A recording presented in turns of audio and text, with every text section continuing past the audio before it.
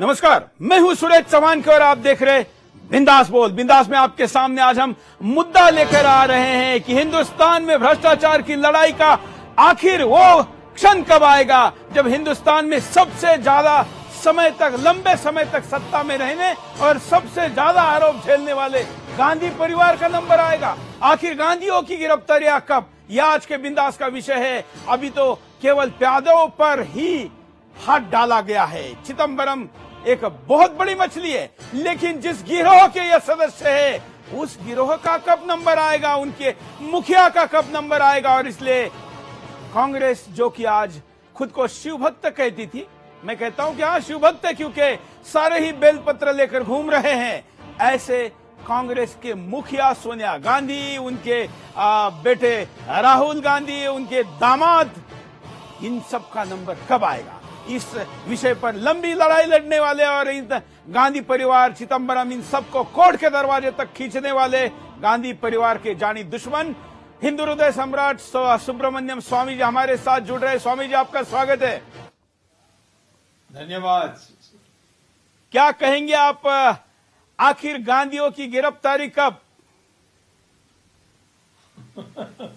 गांधी का गिरफ्तारी जब किसी देश की ऊपर हम आक्रमण करते हैं तो राजधानी आखिर में आती है। वैसे ही गांधी की बारी आएगी और उसकी प्रक्रिया तो शुरू हो गई। बेल में है अभी। हाँ। नेशनल हेरल्ड में राहुल गांधी की नागरिकता और सोनिया गांधी की नागरिकता समाप्त होने की भी याचिकाएं पड़े हुए हैं। और इनकी जो विदेशों में बैंक अकाउंट है, ये तो चिदंबरम को और 5 दिन की कस्टोडियल इंटरोगेशन हो जाए तो वो ही खुद सब बता देगा, क्योंकि वही सारा इंतजाम करता था। बिल्कुल। और इसीलिए स्वामी, मैं आपसे आज ये चाहता हूं, क्योंकि हम अगले 1 घंटे तक आपके साथ रहेंगे, हिंदुस्तान को ये सारे प्रकरण एक एक करके थोड़े से विस्तार से अगर हम बताएंगे तो हिंदुस्तान के लिए भी आज का शो एक तरीके से ट्रेनिंग हो जाएगा, क्योंकि कुछ मामले पुराने हैं। जो चिदंबरम को गिरफ्तार किया गया है, ये है क्या मामला और क्या मामले चिदंबरम पर बनते हैं, हम पहले इस पर बात करते हैं। चिदंबरम का शुरुआत हुई थी जब मैं सुप्रीम कोर्ट में गया था 2013 को, और एयरसेल मैक्सिस पर हमने एक याचिका पेश की थी, जिसको सुप्रीम कोर्ट ने स्वीकार किया जांच के लिए, और जांच का आदेश दिया और जांच की निगरानी रखी। और उसमें आखिर में चिदंबरम की जो हिस्सा है वो उसमें उस समय आया जब ये जो फॉरेन इन्वेस्टमेंट प्रपोजल था, एयरसेल जो मैक्सिस जो मलेशियन कंपनी है और इंडिया के एक कंपनी एयरसेल पर उनकी फॉरेन इन्वेस्टमेंट के लिए जो अप्रूवल चाहिए, वो फाइनेंस मिनिस्ट्री की अप्रूवल चाहिए। तो एक बॉडी है, उसका नाम है फॉरेन इन्वेस्टमेंट प्रमोशन बोर्ड, और ये फाइनेंस मिनिस्ट्री में होती है। और उसमें 5-6 बाबू लोग बैठकर देखते हैं कि सारी चीजों, कागज वागज सब पूरी तैयार हो गए हैं, जो भी इनकी सर्टिफिकेट देनी है, फोटोस्टैट देनी है, सब आ गए हैं। और जब उसको लगता है कि हाँ सब हो गया है, तो फिर वो मंत्री को भेजते हैं अनुमति के लिए।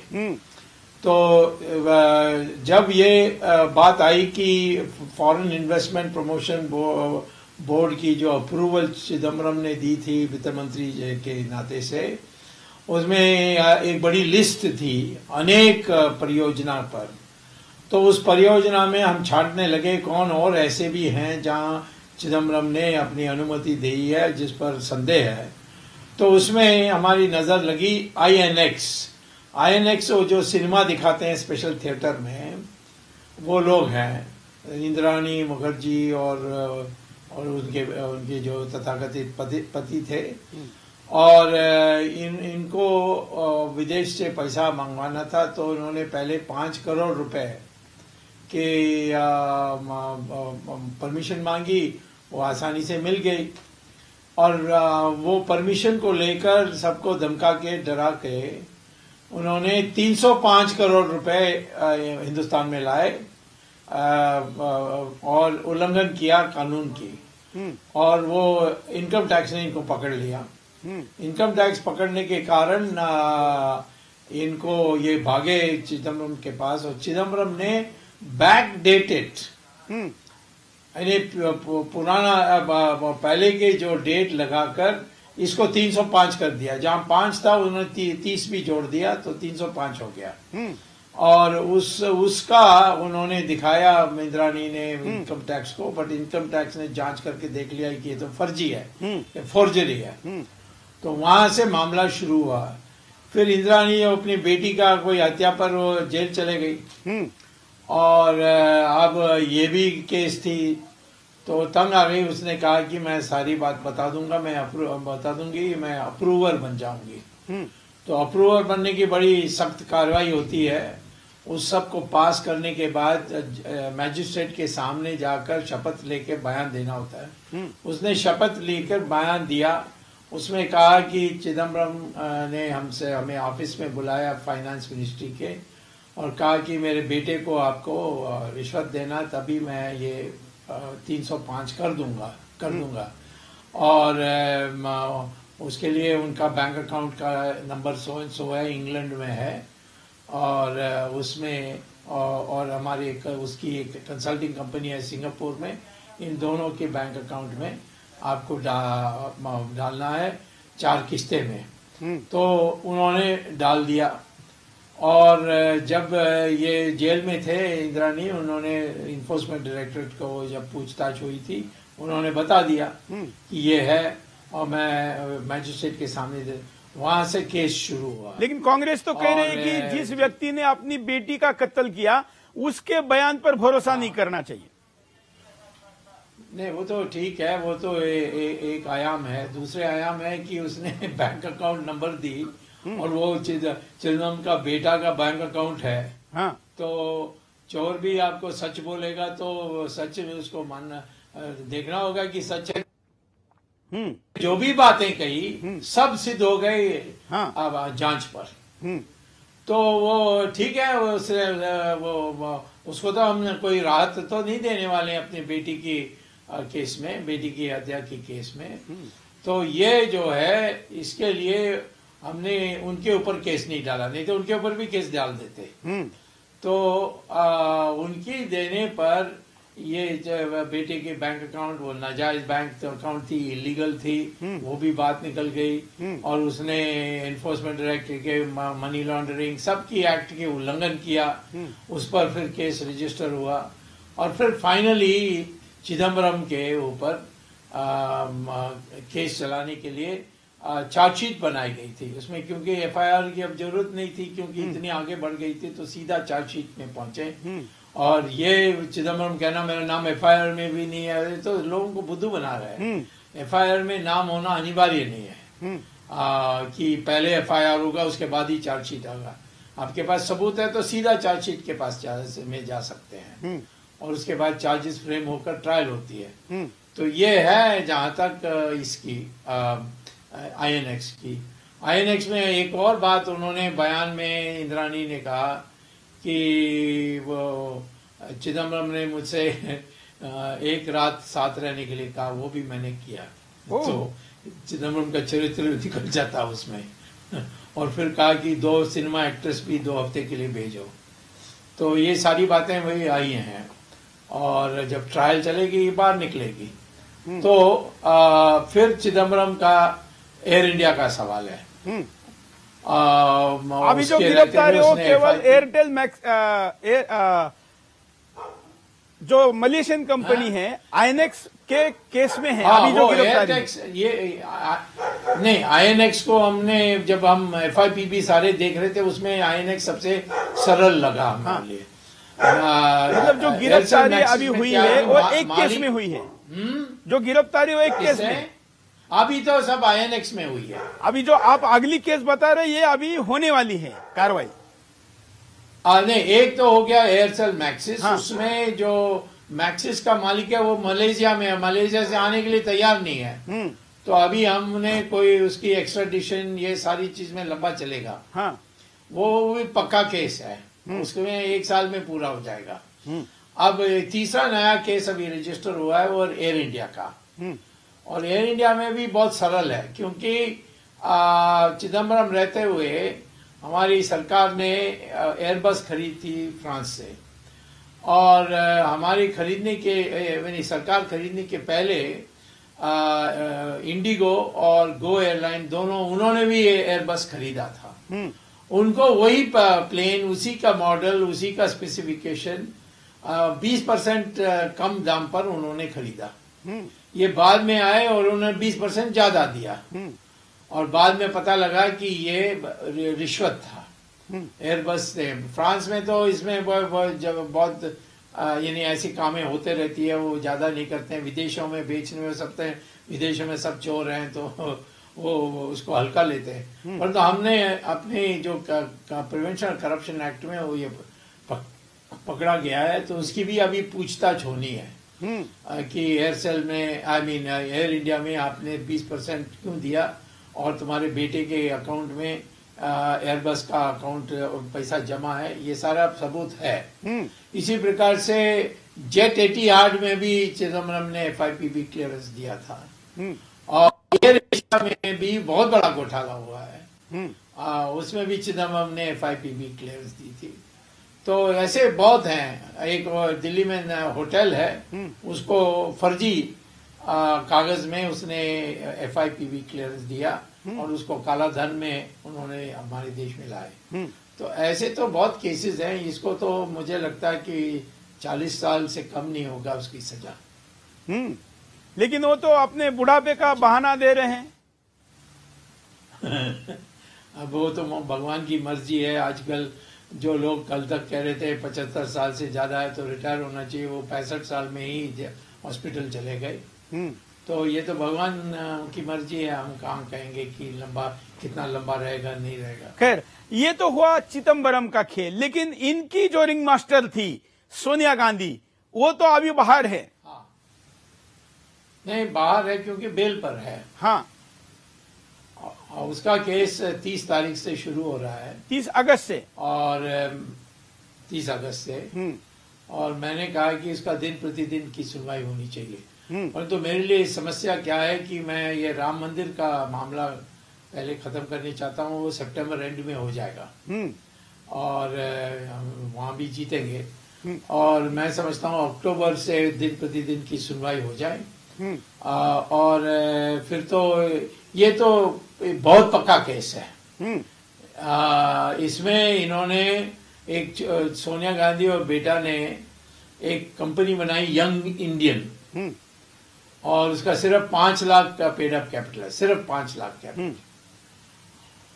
और उन्होंने तिगड़म करके, क्योंकि नेशनल हेरल्ड की छापने वाली कंपनी का नाम था एसोसिएटेड जर्नल्स, उसका chairman of the board of directors था मोतीलाल वोरा, और डायरेक्टर था ये ऑस्कर फर्नांडिस।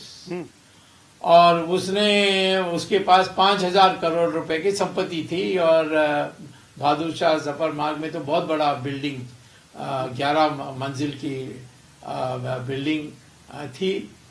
और एक दिन मोतीलाल वोरा ने अनाउंस किया कि मुझे हमारी कंपनी को 90 करोड़ रुपए कर्जा है कांग्रेस पार्टी से, उसको हम वापस नहीं दे सकते, तो इसलिए हम सारा अखबार छापना सब बंद कर रहे हैं, कंपनी को भी बंद कर रहे हैं। अब मोतीलाल वोरा के पास तो 5,000 करोड़ की संपत्ति थी, उसको बेचकर कर्जा को पूरा वापस कर सकते थे। और कांग्रेस पार्टी भी, जिसने मान लिया कि हाँ ये हमारी दी हुई पैसा है, वो भी कंपनी लॉ में इनकी नीलाम करके वसूल कर सकते थे, परंतु उन्होंने नहीं किया। और ये जो यंग इंडियन बनाई गई थी, उसमें सोनिया गांधी और राहुल गांधी को दोनों मिलकर 80% शेयर था, तो उन्हीं का कंपनी था। बट डायरेक्टर्स में मोतीलाल वोरा और ऑस्कर फर्नांडिस, सुमन दुबे और सैम पिट्रोडा, ये थे। अब मोतीलाल वोरा को सोनिया गांधी ने मीटिंग में कहा, यंग इंडियन की मीटिंग में, कि तुम जाकर कांग्रेस को बोलो कि जो इनकी कर्जा है 90 करोड़, ये तो 1 पैसा भी नहीं मिलेगा, उन्होंने तो कंपनी बंद कर दी। और यदि हम हमारी कंपनी से हम 50 लाख रुपया देंगे तो ये जो कर्जा है ये उसकी स्वामित्व हमें दे दे, नहीं तो वो फर्जी यानी जीरो, उनको जीरो मिलने वाला है, तो उसकी जगह 50 लाख मिल जाएगी कांग्रेस को। तो मोतीलाल वोरा गया और कोषाध्यक्ष जो कांग्रेस का है उससे बात की, बट कोषाध्यक्ष भी मोतीलाल वोरा ही था। तो मोतीलाल वोरा ने मोतीलाल वोरा से बात की, मिरर के सामने कहा कि ये जो मिरर के सामने बैठ के बात की। हाँ वही और कहा कि देखो ये जो 90 करोड़ है तुम्हें मिलने वाला नहीं है। हाँ। और इस 90 करोड़ का आप हम यानी पूरा आपका लॉस ना हो, हम 50 लाख दे रहे हैं। तो मोतीलाल वोरा ने मोतीलाल वोरा की बात मान ली और पूरा लिखकर दे दिया कि ये जो कर्जा है इसका स्वामित्व अब यंग इंडियन का है। फिर मोतीलाल वोरा गया इसमें एसोसिएटेड जर्नल्स लिमिटेड और वहाँ उनकी चेयरमैन जो बोर्ड है उससे मिलकर कहा कि देखो तुम्हें तो 90 करोड़ तो देने की क्षमता नहीं है। हाँ। तो हम आपको ये बता, हम है मालिक अब इस कर्जा का, तो हम कहते हैं कि आप 90 यानी 100 रुपए का 10 रुपया का 9 करोड़ शेयर्स नया इश्यू कर दो। तो ये 90 करोड़ हो जाएगा, तो उस शेयर सोनिया गांधी और राहुल गांधी के नाम पर कर दीजिए और हम कर्जा का पूरा हो जाएगा। तो चेयरमैन ऑफ द बोर्ड भी मोतीलाल वोरा था। हाँ। तो मोतीलाल वोरा ने मोतीलाल वोरा से बात करके 9 करोड़ रुपए 10 रुपया का इश्यू करा। ये सारा कंपनी लॉ का उल्लंघन है, क्योंकि आप शेयर जब 1937 में इश्यू हुआ वहां 10 रुपया था। अब आपको सारा चार्टर्ड अकाउंटेंट को बुलाकर पता करना चाहिए भाई इस शेयर का कीमत क्या हो सकता है, और संपत्ति देखकर वो तो कम से कम 1000 रुपया होता। एनीवे उसने अब दूसरा है कि इन्होंने जो शेयर होल्डर्स 1100 शेयर होल्डर्स थे पुराने काल से, उसमें वहाँ काटजू थे, उसमें राम मनोहर लोहिया के वारिस थे।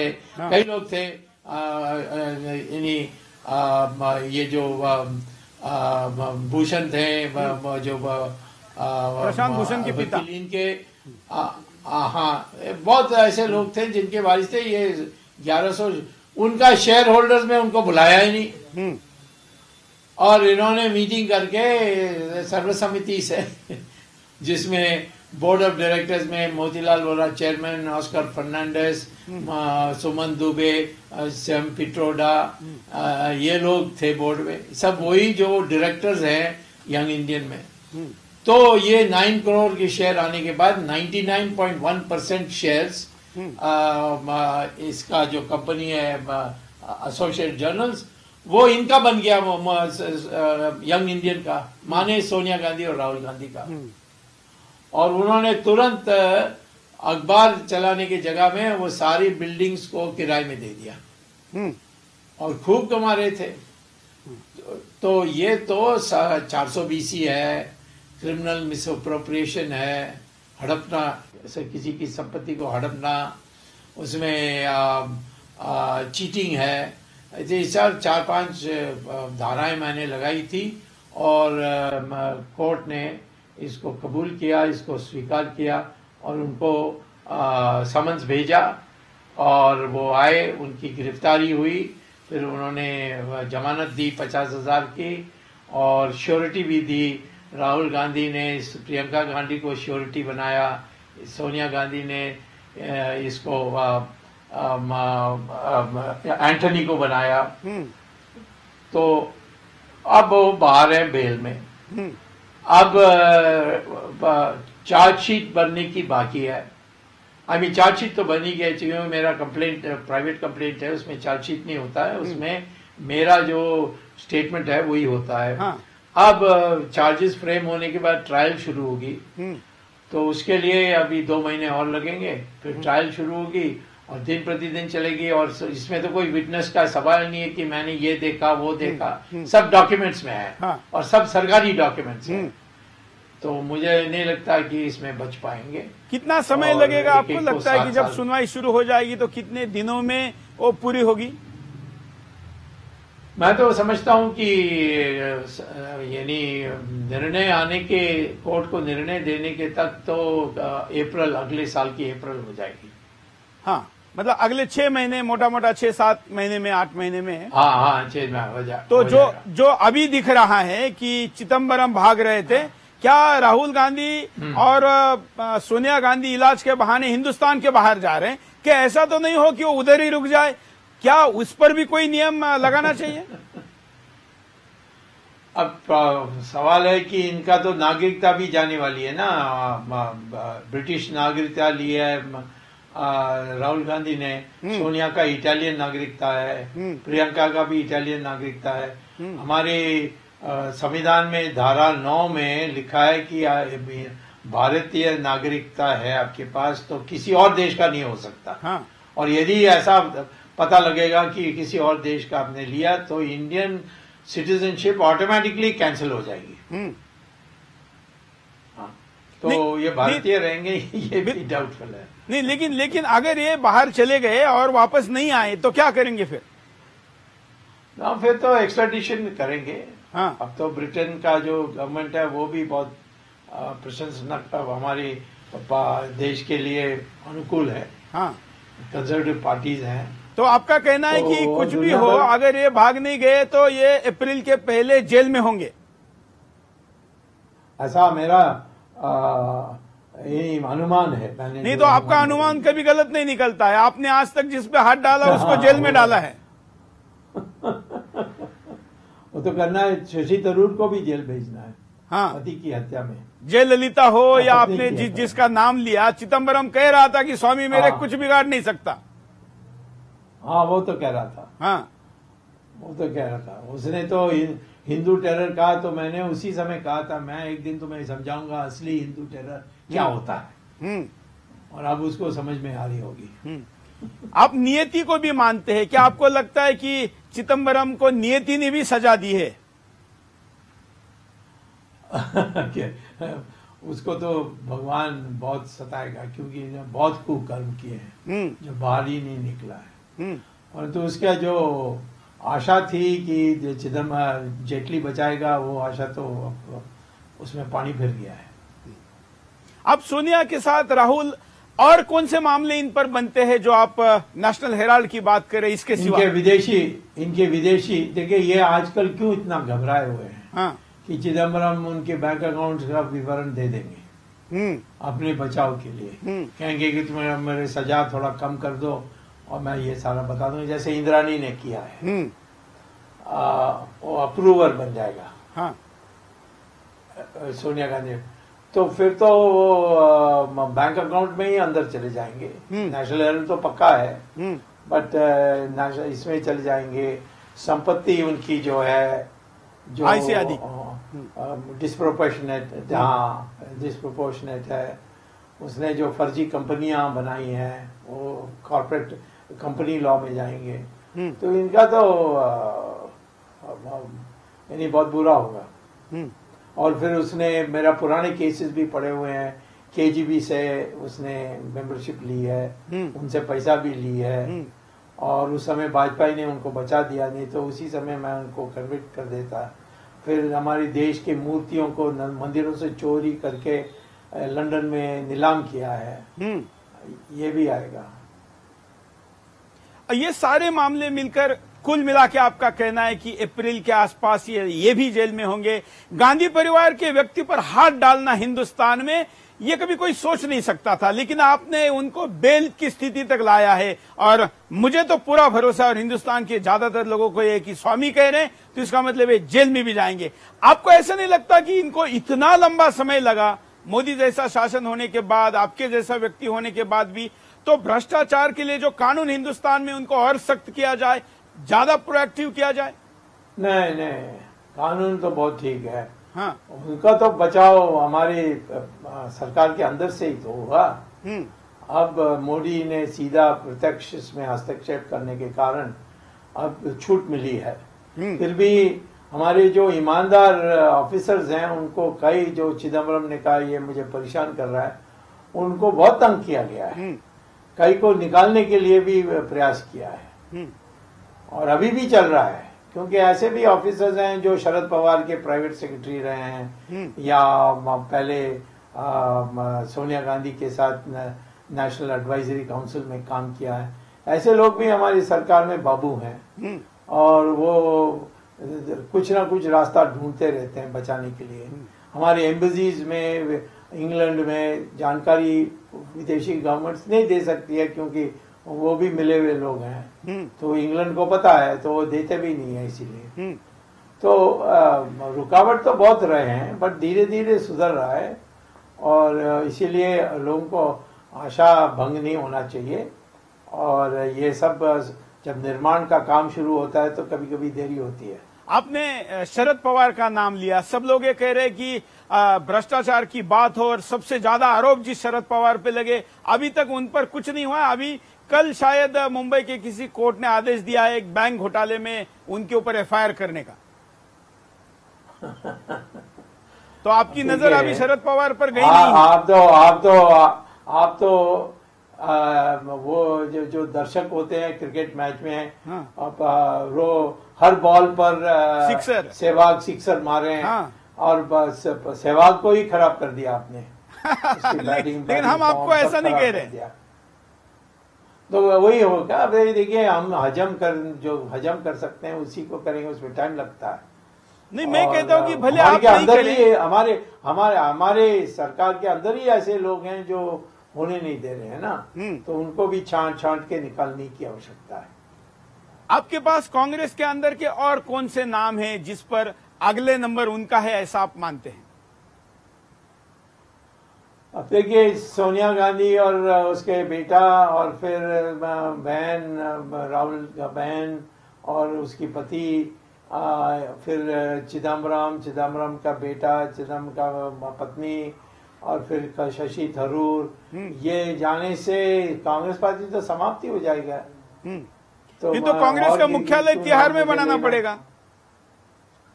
हाँ, नेशनल वर्किंग कमेटी उनका तिहाड़ में चला सकते हैं, वहां मीटिंग करा सकते हैं। नहीं, आपने अभी प्रियंका का नाम लिया, लेकिन प्रियंका का नाम अभी तक किसी करप्शन में कैसे इन्वॉल्व होता है? तो नहीं होता है तो इसके माने नहीं किया ऐसा होता है।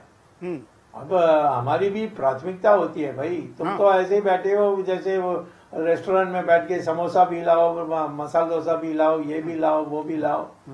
हमें काम तो मेहनत तो हम लोगों को करना होता है ना। तो मेहनत हम जानते हैं कितना कठिन होता है। नहीं, वो तो उस पर कोई सवाल नहीं है। वो तो बहुत सिस्टम, हमारी जुडिशियल, आपने बहुत मेहनत की है, इसमें कोई दो राय नहीं है। इसके लिए आप धन्यवाद के पात्र हैं। तो इसीलिए हमें रोज ये मत बोलिए। मैं ये भी करता हूँ, राम मंदिर के लिए भी लड़ता हूँ, राम सेतु को बचाने में ये लड़ा था, कितने चीजों में मैं करूंगा।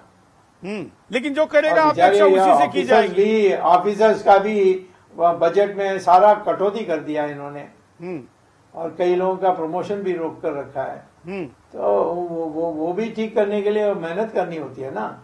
लेकिन स्वामी जी, आप इतिहास बना रहे हैं, आप इतिहास बना रहे हैं। आपने राम सेतु, राम मंदिर, या हमने और अर्थशास्त्र, भारतीय अर्थशास्त्र के बारे में मैंने नया पुस्तक लिखा है 215 पेज का, जो छपने वो अभी बाहर निकलने वाला है सितंबर में। ये भी मैं कर रहा हूँ कि हमारी इकोनॉमी कैसे सुधारे हैं। देश भर में घूमता हूँ, मैं वहाँ भाषण देता हूँ। कल मैं चंडीगढ़ में भाषण दे रहा हूँ। 370 कैसा हटाना चाहिए पार्लियामेंट की 2/3 बहुमत के बिना, वो मैंने ही बताया रास्ता। बिल्कुल, चलते चलते में भी आपने कई बार कहा। तो मेरे शो में भी आपने कई बार कहा था। हाँ, तो इसीलिए मैंने रास्ता बताया है कि तुम्हें पार्लियामेंट की जरूरत ही नहीं है, एक विज्ञप्ति जारी कर दें, राष्ट्रपति हो जाएगा। और वही हुआ आखिर में। आज भी मैं कहता हूं कि राम मंदिर बनाने के लिए सुप्रीम कोर्ट की जरूरत नहीं है। सारा जमीन तो सरकार ने नरसिम्हा राव के काल में राष्ट्रीयकरण कर लिया है। और कल सुप्रीम कोर्ट कहेगी कि ये सुन्नी वाकफ बोर्ड का जमीन है, तो हम कहेंगे मुआवजा दे देंगे, पर जमीन नहीं देंगे। जमीन में सिर्फ राम मंदिर बनेगा। अभी हम राम मंदिर पर ही आगे बढ़ते हैं, क्योंकि आपने तो अभी इनको जेल पहुंचा दिया, ये बोल दिया है, तो जाएंगे इसमें भरोसा है। राम मंदिर की सुनवाई डे टू डे चल रही है, लेकिन अभी क्या प्रगति है लोग जानना चाहते हैं, क्योंकि मीडिया में आ रही खबरों में कोई स्पष्टता नहीं हो रही है। हाँ, मीडिया के लोग जो अंदर होते हैं उनको कुछ समझ में नहीं आती। हाँ, बात यह है कि अभी जो दो प्रकार की याचिकाएं हैं। एक है जो पुरानी वाली है, इलाहाबाद हाई कोर्ट से आ रही है, जहां सुन्नी वाकफ बोर्ड कहती है कि ये जमीन हमारी है, और राम जन्मभूमि न्याय समिति कहती है नहीं, मंदिर तो हमने बनाया था और हम उसके ट्रस्टी थे, और इसको डिमोलिश कर दिया गया। और बाद में नरसिम्हा राव के कहने पर आर्कियोलॉजिकल सर्वे का काम शुरू हुआ। उन्होंने जमीन खोद करके सिद्ध कर दिया कि हाँ, वहाँ एक जमीन है, वहाँ एक मंदिर है, मंदिर का ढांचा है, और मस्जिद भी जो खंबे बने हैं वो सारे मंदिरों की चोरी की हुई है। तो इसीलिए वहां से आगे बढ़ते बढ़ते अभी ये इस पर यानी इलाहाबाद हाई कोर्ट के इसमें सुन्नी वक्फ बोर्ड हार गई। लेकिन जजेस ने यानी कहने की जरूरत ही नहीं थी, परंतु उन्होंने कह दिया कि 3 गुंबज में 2 हिंदुओं को दे देंगे, 1 मुसलमान को दे देंगे।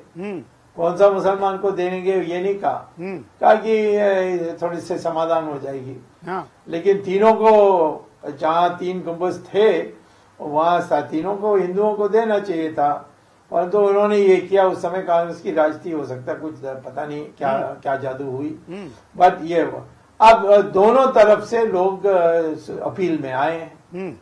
सुन्नी वक्फ बोर्ड कहती है कि बाबर ने इस जमीन को लिया और हम उनके वारिस हैं, तो ये सुन्नी वक्फ बोर्ड का जमीन है।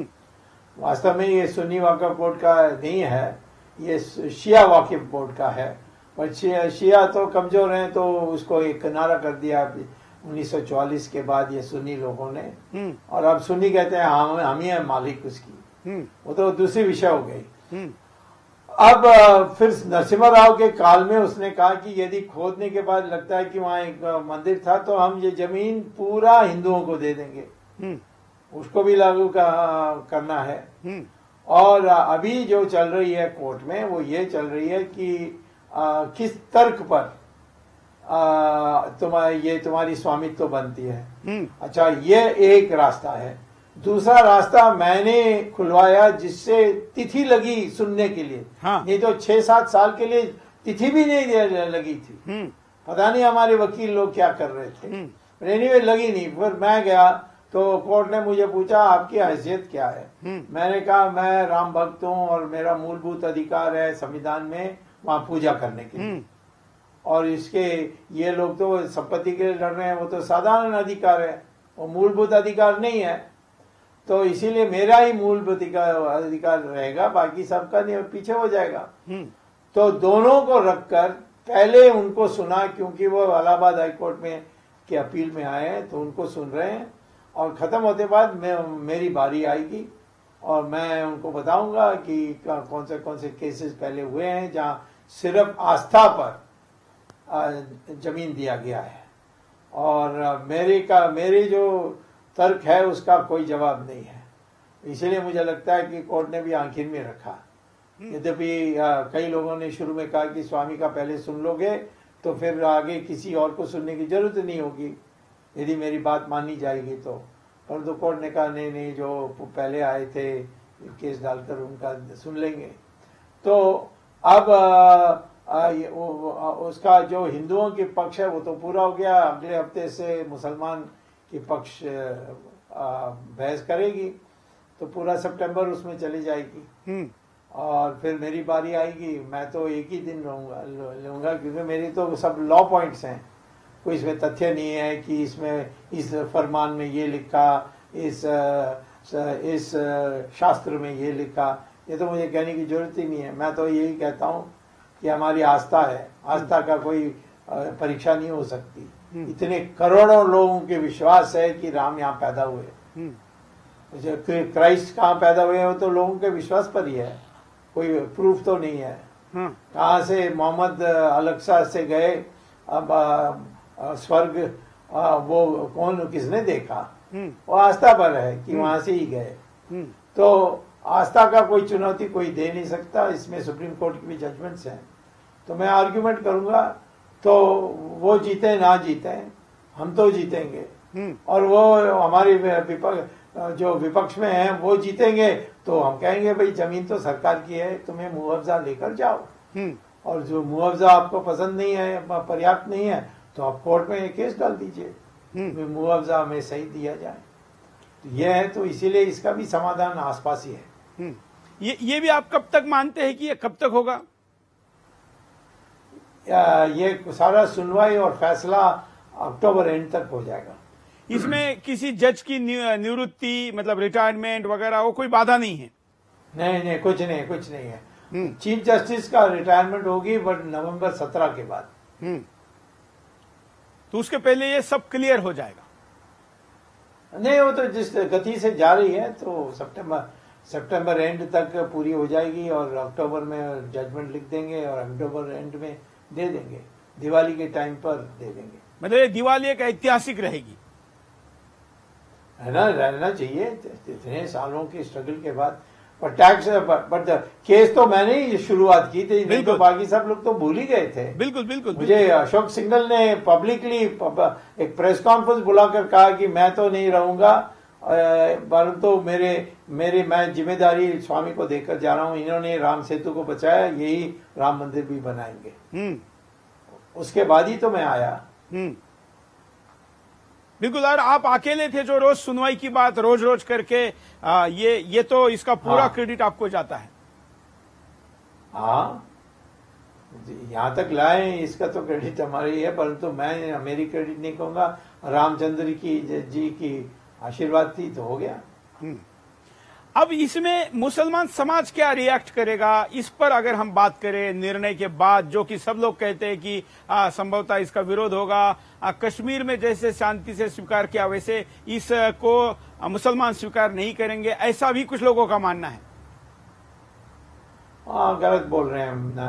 90% मुस्लिम जो है उसमें लगभग 100% महिला, वो सब कहते हैं कि राम इमाम हिंद हैं, और इनको हम प्राचीन काल से इमाम हिंद कहते हैं, और इसीलिए मस्जिद तो कहीं भी बन सकती है। ये मेरा एक तर्क है कि मंदिर को तो हम हटा नहीं सकते, क्योंकि प्राण प्रतिष्ठा पूजा हो गई है, तो वहीं आस्था कहती है राम है।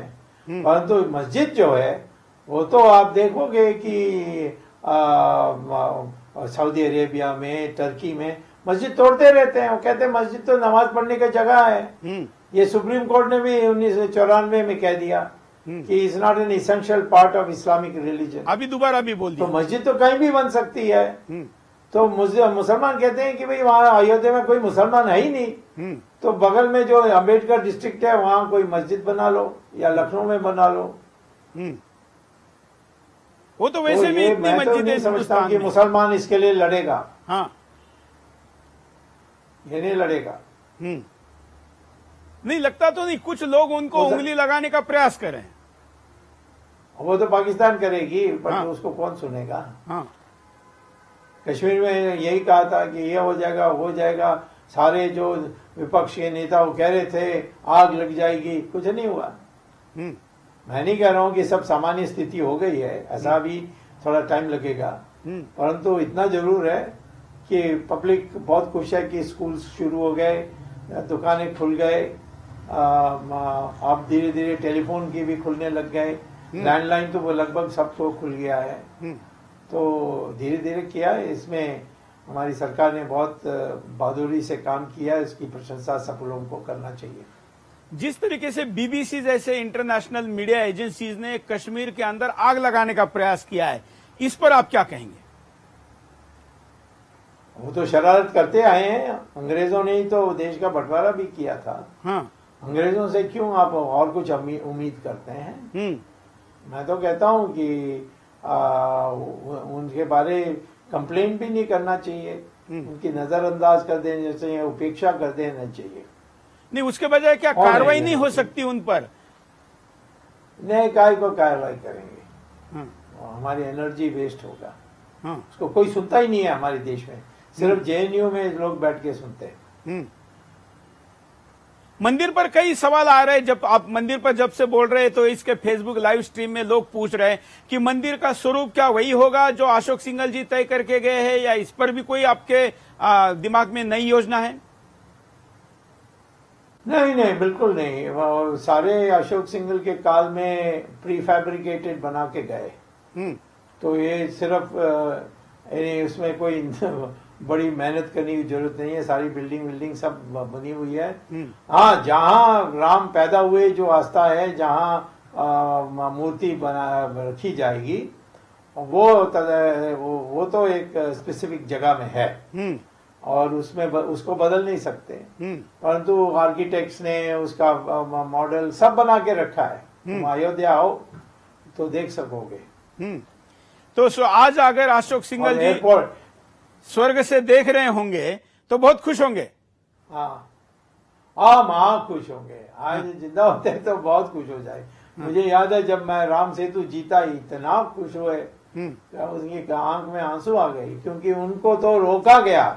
वो कर देते 2002 में, 2003 में, पर तो उनको उनके उसमें अड़ंगा लगाया था लोगों ने।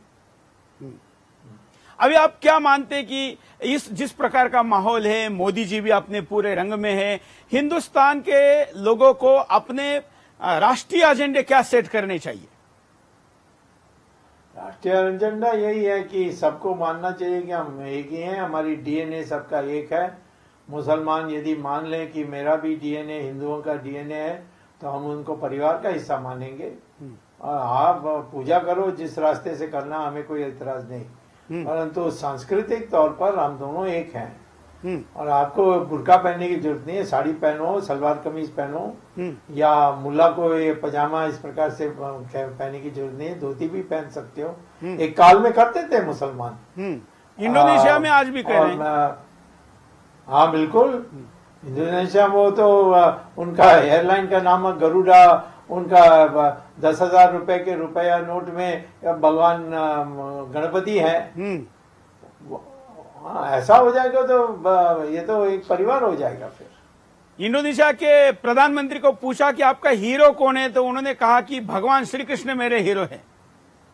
हाँ, कहा था उन्होंने। और उनके जो मेन सेंटर है वहाँ कृष्ण भगवान जो संदेश दे रहे हैं गीता का, अर्जुन का, वो रथ में बैठकर वो है, वहां जाकर देख सकते हैं।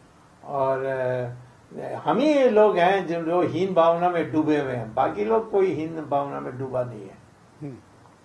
हम थाईलैंड में भी देखते हैं कि वहां पर भी नमस्ते और हमारे सारे रिचुअल्स। अयोध्या नाम के शहर भी है। हाँ, मैं जाके आया वहां पर। अयोध्या रखा है।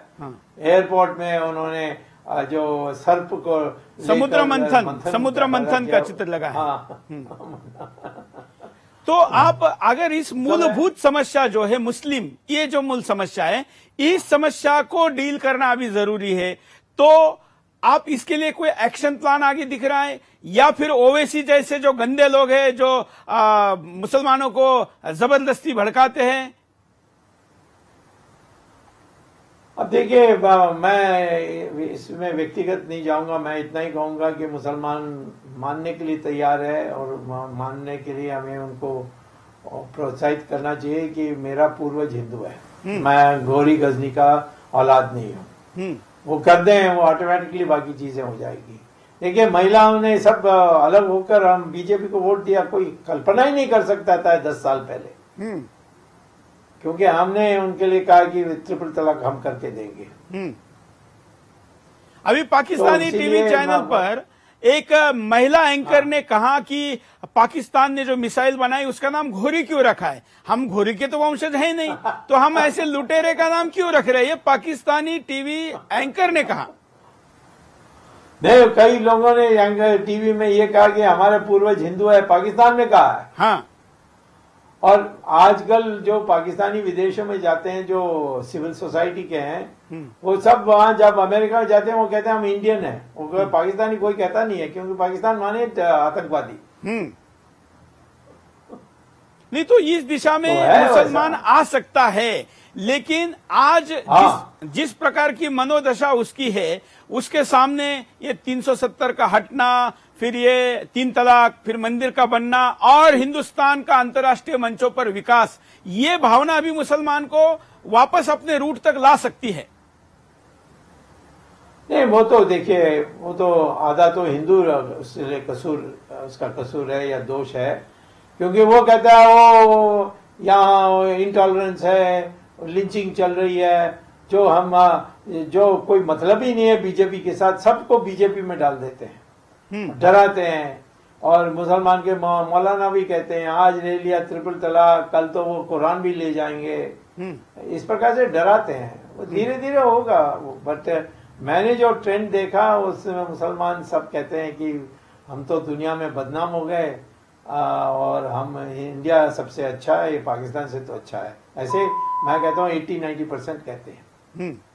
क्या इसमें शिक्षा में भी मूलभूत कुछ बदलाव करना जरूरी है? जरूर, पहले तो संस्कृत को कंपलसरी करना है, 3rd लैंग्वेज। इस वर्ष संस्कृत दिवस बड़े पैमाने पर मनाया गया, जितना शायद वर्षों से नहीं मना था। बिल्कुल, योगा को हमने इंटरनेशनल कर दिया और हमारे इतिहास के पुस्तकों को दोबारा लिखना है कि मराठा ने मुगलों को हराया था पूना में 1795 में। कितने लोगों को पता है कि बाजीराव ने किया था वो? नहीं पता है। और बाद में अंग्रेज आए 20-25 साल के बाद, हम थके हुए थे उस समय, उन्होंने फायदा उठाया, पर अंग्रेजों को भी हमने ही भगाया। मैं तो मुसलमानों को ओपनली कहता हूं, देखो मुगलों को हरा के हम आए हैं, आप जो विजय प्राप्त किया उनके साथ रहना तो हम स्वागत करते हैं, परंतु मुगलों के साथ अपने रिश्ता जोड़ोगे तो फिर हम कहेंगे कि भाई तुम तो हारे हुए कौम है। और दूसरी बात है कि आप इतने साल 600 साल इस देश में राज करने के बाद भी रिजर्वेशन मांग रहे हो।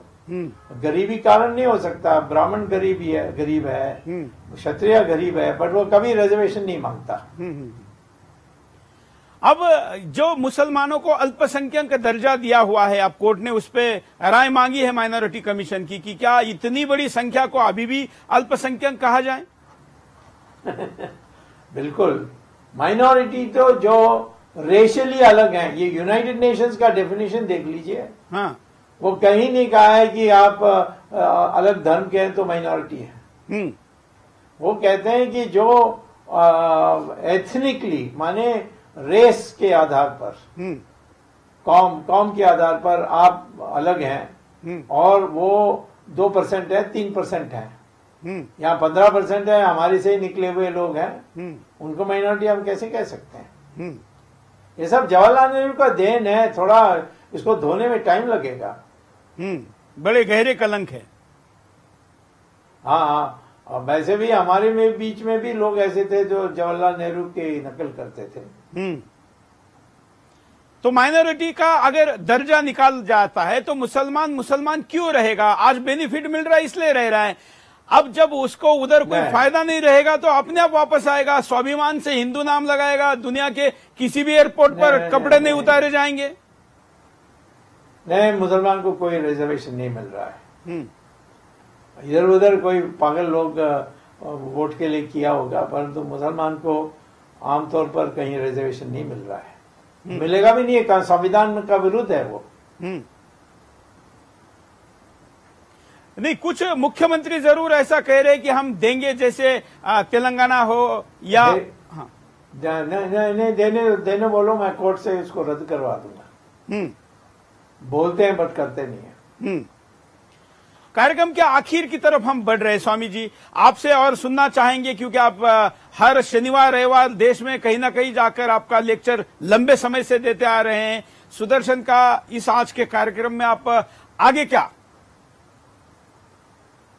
आगे देश का पुनरुत्थान होने वाला है और मैं कहता हूँ 2025 तक तो दुनिया के हम चमकने वाले देश हैं। अभी फिलहाल तो हमारी अर्थ प्रणाली बहुत बुरी हाल में है, कभी भी कोलैप्स हो सकती है, परंतु उसको सुधारने में भी बहुत टाइम नहीं लगेगा यदि सही दिमाग लगाई जाएगी तो परंतु ये सब टेम्पररी है। हम तो कितने क्राइसिस से आए हैं। एक जमाने में हमारे पास चावल भी नहीं था, गेहूं भी नहीं था खाने के लिए। अमेरिका से PL-40 की 480 का हम भीख मांगते थे। अब तो हम एक्सपोर्ट कर रहे हैं अनाज। इसी प्रकार से फॉरेन एक्सचेंज नहीं थी, सरकार गिरने वाली थी जब चंद्रशेखर की राज बनी और मैंने इकोनॉमिक रिफॉर्म लाई थी जो नरसिम्हा राव उसको आगे ले गए। अब हम इतने आगे बढ़ गए। एक जमाने में एक मोटर गाड़ी खरीदने के लिए लंबे क्यू में एम्बेसडर गाड़ी के लिए खड़े होते थे। आज तो दुकान में जाकर उठा के ला सकते हो।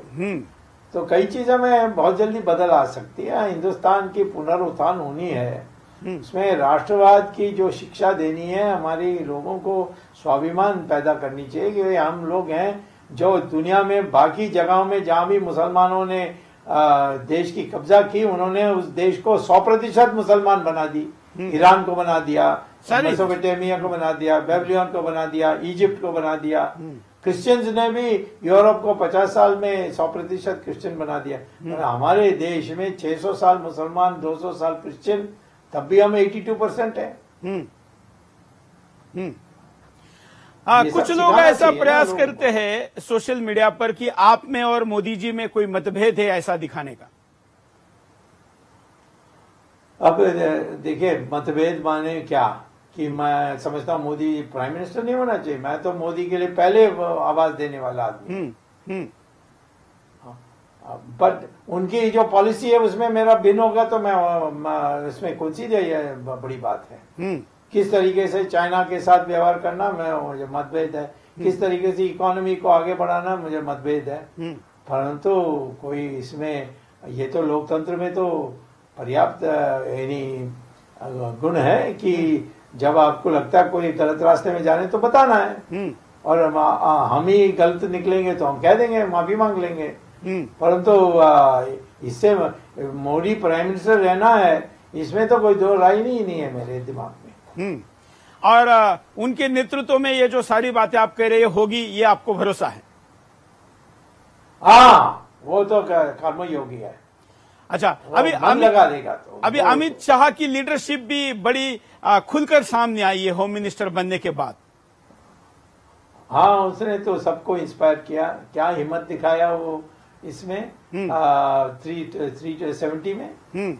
और उसकी जो भाषा है ना, वो जब बोलते हैं पार्लियामेंट में, वो दिल छूता है। मैंने पहले दिन ही कह दिया कि पहली बार मैं एक बीजेपी का लीडर को सुन रहा हूं जो बीजेपी लीडर जैसा बोला। क्या अमित शाह के जो ओरा है, जो उनका व्यक्तित्व है, उसका भी एक परिणाम है कि देश के लोग जैसे यूपी में इनकाउंटर के डर से अपराधी शरण जा रहे, वैसे हिंदुस्तान में भी गद्दारों पर बड़ा असर पड़ेगा अमित शाह के नाम का? हाँ, बिल्कुल। वो जब गए थे कश्मीर, हाँ, एक भी डेमोन्स्ट्रेशन नहीं हुआ। हाँ। चलिए स्वामी जी, लोग जानते हैं कि वो हाँ, आपने दिल खोलकर बात की और सुदर्शन पर हमेशा ही आप दिल खोलकर बात करते हैं। आपके पास लंबा एजेंडा है और कई लोगों के हिंदुस्तान के सपने पूरे करने हैं। आप स्वस्थ है ही, और ज्यादा स्वस्थ रहे, लंबी आयु जिए, ये शुभकामना हम आपको देते हैं। धन्यवाद। तो सुब्रमण्यम स्वामी जी हमारे साथ थे और स्वामी जी ने तमाम विषयों पर बात की। शुरुआत की थी हमने कि चिदंबरम के बाद अब गांधियों का नंबर कब आएगा, तो स्वामी जी ने वो बातें शब्दशः आपके सामने एक एक करके बताई। कैसे कानूनी पहलू इसके है ये भी बताया, और कई लोगों को शायद चिदंबरम, उसकी गिरफ्तारी और नींद को लेकर तमाम जो बातें स्पष्ट नहीं थी। बहुत बड़े नेता ने भी मुझे कल पूछा था कि ये क्या मैक्सिस घोटाला है, क्या आइनॉक्स घोटाला है, क्यों चिदंबरम आते। तो आज स्वामी जी ने तमाम विषयों पर बात की, राजनीति, धार्मिक, सांस्कृतिक, आध्यात्मिक। स्वामी जी की ये विशेषता भी, और इसलिए आज हम बिंदास बोल में आपके सामने उनको लेकर आए थे। आज के लिए इतना ही। धन्यवाद। जय हिंद।